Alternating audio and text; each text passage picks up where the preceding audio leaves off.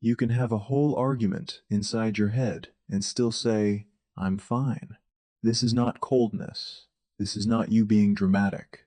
Something happens inside quiet people when they are hurt, something most people never see. And once you understand it, you'll see why silence can feel safer than speaking, and what it quietly costs you. Someone says something that hurts you, not loudly, not with a shout, sometimes just a small comment, a joke that wasn't funny to you, a tone that changed for 1 second. Or maybe nothing was said at all, just silence from someone whose words you needed. And instead of responding, you go quiet. Not because you don't care, not because you're too proud, but because something inside you whispered, not yet, it's not safe yet. Everyone around you assumes you're fine, or that you just don't care enough to respond. But what if your silence is not a wall? What if your silence is a safety check? When quiet people go silent, everyone assumes they are pulling away. But most of the time, they are not pulling away at all. They are checking. Is this person safe enough to hear what I actually feel? Will they use my pain against me? Will they tell me I'm overreacting? They go silent because their mind is checking whether honesty will be safe. And a check like that takes time. Here is what most people don't realize about quiet people. When they get hurt, they don't just feel the hurt. They start reviewing it from every angle. Some of them are running 47 emotional tabs in their head, 3 old memories, 1 completely unnecessary file from 2016, and somehow all of them are still loading. They are not ignoring the problem.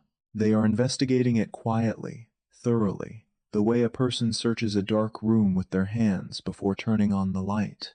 But here's what makes this even harder. For a quiet person, talking is not just talking. Sometimes explaining your pain means also managing the other person's reaction. You have to stay calm so they don't get defensive. You have to be gentle so they don't feel attacked. You have to choose your words carefully, because if you say it wrong, the whole thing becomes about their guilt instead of your hurt. And while you're doing all that preparation in your head, the moment passes. The other person has already moved on. And your sentence sits in your chest, unsent, so they swallow it. Not because it doesn't matter, but because explaining it might cost more than the hurt itself. So that's the mechanism. Silence is a safety check. But here's where it gets painful. The very thing that protects you can also slowly isolate you. When silence becomes your only language for pain, people stop asking. Not because they don't care, because they think your silence means you're okay, or that you don't want them near. And the hardest part? Quiet people often know this. They watch themselves go silent and think, I should say something. But the safety check is still running. The room still feels unsafe. And so the moment passes, and then another. Over time, they learn a pattern. Wait, swallow, move on. Wait, swallow, move on. And each cycle makes the next silence a little easier to enter and a little harder to leave. Many quiet people have tried speaking before, and some of them were told they were too sensitive, too dramatic, too much. So they learned a different language. Silence. A language that keeps you safe, but also keeps you alone. For many quiet people, this pattern did not begin in adulthood. It began much earlier. In rooms where being upset made other people uncomfortable, where explaining yourself only created a longer argument. So slowly, silence became the safest answer. Not because they wanted to disappear, but because they learned that having feelings out loud could cost more than keeping them hidden. The silence was never just a habit. It was a lesson. Some of them end up doing something quietly devastating. They comfort the person who hurt them. Because explaining the hurt feels more exhausting than absorbing it. Being easy to love should not mean being easy to overlook. Notice something here. The silence does not end when the conversation ends.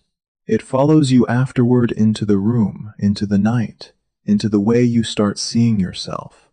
And this is where silence stops being only protection and starts becoming a place you disappear into. And this part matters, because not all silence is the same. There is protective silence when your heart needs time before it can speak. There is processing silence when you need space to understand what you feel. And then there is silence used as punishment, to control or make someone feel small. That is something different. What we are talking about here is not a weapon. It is a wound trying not to become one.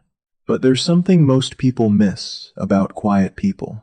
The same mind that takes so long to open also notices what others miss.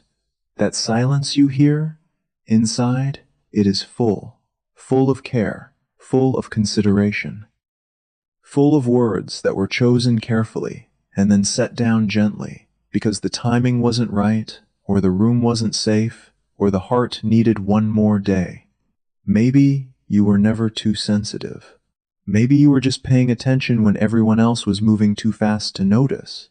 But every strength has a shadow when it has nowhere safe to go. The hardest part of being misunderstood is not always loneliness. Sometimes it is slowly learning to explain yourself less, not because you have nothing to say, but because you've learned that not every room is ready to hear it. And here's what nobody tells you. The silence you use to protect yourself can slowly become the thing that erases you. Not from the world, but from your own story. You start to believe that your feelings are too complicated to explain, too heavy to share, too much for anyone to carry, including you. That is not fragility. That is a wound that learned to hide. Your silence is not a flaw. It is a safety system that learned too early that honesty could be risky. Maybe the goal is not to become louder. Maybe the goal is to become safer with your own voice. So that one day, one honest sentence is enough. Not a full explanation, not a perfect speech, just the truth, small enough to say out loud. I went quiet because I didn't know how to say that hurt me. That is still speaking. And the right people will not demand your truth like an emergency. They will make enough room for it to arrive honestly. Speaking gently is still speaking. If you saw yourself in this video, tell me in the comments. What do you wish people understood about your silence? And if this made you feel a little less alone, you may want to stay with this channel. Here, we talk about the quiet parts of human behavior most people overlook. Because sometimes, silence is not the end of the conversation. It is the part that was waiting for a safer room